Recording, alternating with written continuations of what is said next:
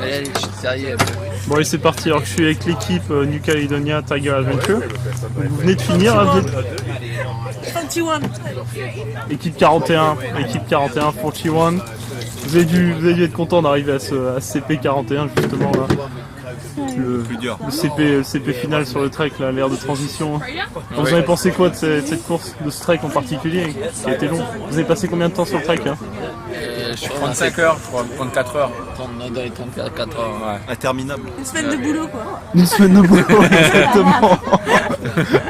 Interminable et Avec parcours hyper varié et progressif en difficulté. Donc au niveau mental, à bout. avec des gros dénivelés aussi. Et Ouais. Inimaginable pour une première expérience. C'est vrai que pour rencontrer des legs de trek qu'on a eu, où ils plaçaient les balises généralement, comme en Équateur, ils plaçaient les balises sur des chemins faciles, qui étaient durs en dénivelé, mais c'était les checkpoints étaient faciles à trouver. On dit que là, le dénivelé est dur et en plus ils sont passés dans des endroits stratégiques très vicieux. Et si tu te loupes déjà dès le départ pour y aller, tu te retrouves même pas, il faut te replacer et tu trouves jamais la balise et tu perds 3 heures, 6 heures, comme nous on a pu en perdre. Quoi. Ça, si tu te perds, tu es obligé de revenir très très loin pour Ah te oui, recaler. si tu arrives à te recaler en cours, ça va, mais si tu n'arrives pas à te recaler, c'est imaginable le temps qu'on perd. Et c'est vraiment dans l'esprit aventure, dans l'esprit Rogan des raids d'aventure. Et là, il y a très peu de raids comme ça qui le font. Et ça reste quand même un raid authentique qui est expédié. Donc ça vous a plu, ouais, le côté, Ça, moi, ce qui m'a plu, c'est ça. C'est ce côté Rogan d'aventure. Et quand on part sur un tronçon, on voit personne. On voit que des animaux. Ça, c'est vraiment super. Ah, justement, les animaux, vous avez quoi comme animaux hein? Des kangourous. Des kangourous, ouais. Opossum, wallaby, serpent écrasé. Ah, ça, juste écrasé. voilà, Vache. On allait voir des crocodiles. on a loupé les Des crocodiles crocodiles. Les autres Français, là, ils ont vu 2 crocos hein, sur le kayak de mer. Ils ont vu 2 Ah oui crocos. Hein. sur la mer. Crocodile de mer. Ah, en mer. Ah, en mer. Maintenant, nous en kayak aussi, on nous avait dit qu'il y avait des crocodiles. Pourtant, on en a ramé combien de temps? On a coulé en kayak. Ah, vous avez coulé en kayak? On a fait couler un kayak. Non, Deux vous fois, avez elle a pas fait coulé. couler, le kayak a coulé. Le kayak a coulé, on s'est retrouvé au milieu de la baie. Pas facile. Il le vide, il nous le redonne, il recoule. Juste en vous prenant vos sacs, ouais. Ça, c'est. Ouais, quoi, un quart d'heure du deuxième départ. On était 4e. Sixième. Ah, c'est une super journée sur Magnetic Island, là. Vous avez tracé du début à la fin. Et... Ça, l'objectif, c'était de garder dans la même dynamique. Quoi. Après, comme on dit toujours, quand tu arrives dans les premières journées, au pire, tu perds 3-4 places maximum. Et là, quand on est reparti les coups de la 8e et la 9e place et on est resté dans cette fourchette-là. Mais il fallait rester devant et on n'a pas pu, c'est pour ce pépin qu'il y a eu. Ça, on a eu aussi, on est parti un peu tous en hypothermie, hein, parce qu'on est resté 1h30 à attendre un bateau. Déjà mouillé en plus? Vous étiez déjà mouillé à ce moment-là, oui. La particularité de ces courses, c'est qu'en fait, on peut avoir des gros coups sur le mental quand on perd 3 ou 4 heures, mais c'est le propre de chaque équipe. Donc en fait, c'est, comme on dit, à la fin du bal qu'on paye les musiciens. Et donc en fait, on ne sait jamais nous ce qui se passe, sauf quand on arrive aux transitions. On se dit, cette équipe qui était partie vachement devant nous, on voit quand finalement elle est arrivée qu'un quart d'heure parce qu'elle a eu aussi un problème. Et ça, c'est ce genre de course.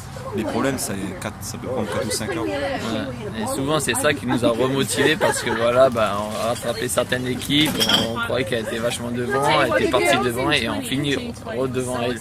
Et du coup, ça nous remettait du baume au cœur et on se remettait en course à chaque fois. Rivière, une équipe était partie 5 heures avant nous.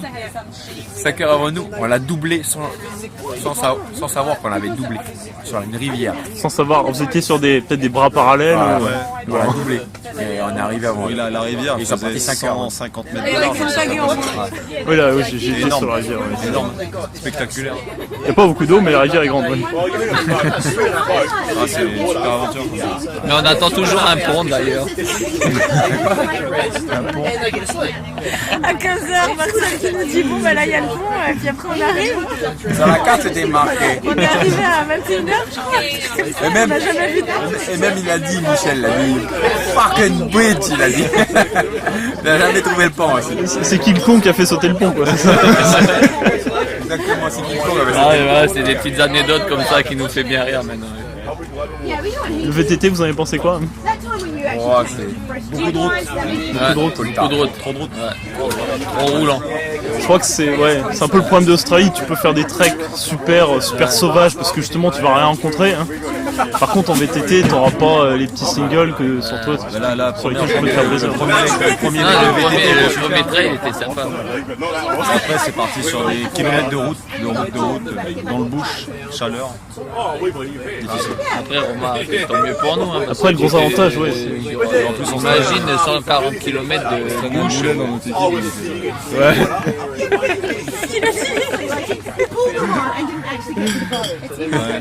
Bonne cohésion. Ok, super. Bah, en tout cas, encore bravo. Alors, les prochains objectifs, vous avez déjà des choses sur le calendrier, hein? Non, pas du tout. La famille, c'est tout. Voilà. Très bien. Se reposer déjà et On verra. récupérer. On verra, ça va faire pas. C'est parti plutôt d'un petit délire. Partout et là, en fait, Marcel, il est à fond dans ces raids-là depuis un petit moment. Moi, j'en ai fait avec un en Nouvelle-Calédonie avec Marcel. On avait gagné ensemble à des 350 km. Et depuis, j'ai toujours rêvé en refaire un autre, mais plus grand. Et du coup, c'est parti de là, notre petite histoire. Moi, j'ai connu Greg, qui était à fond dans le sport. Je lui ai demandé, et il est venu avec nous. Et en fait, au début, on a cherché une féminine avec Tiger Aventure. Et il nous avait proposé, mais si c'est pas fait. Et du coup, on s'est rabattu sur la Nouvelle-Calédonie, chercher, on est tombé sur Émilie. Voilà. Chercher local. Voilà. Ouais. Vous en avez beaucoup de raids en Nouvelle-Calédonie? Vous en avez beaucoup d'organisations? Non, avant ils en faisaient un tous les 2 ans et maintenant non. Ça a plus des raids authentiques aventures. Ça coûte énormément de pognon et les organisateurs, avec ce régime particulier, les Nouvelle-Calédonie, ils sont bloqués dans pas mal de choses. Surtout pour les organisations, les associations, ça devient trop compliqué. D'accord. Donc du coup, vous voyagez. Hein. Pas mal de voyager aussi.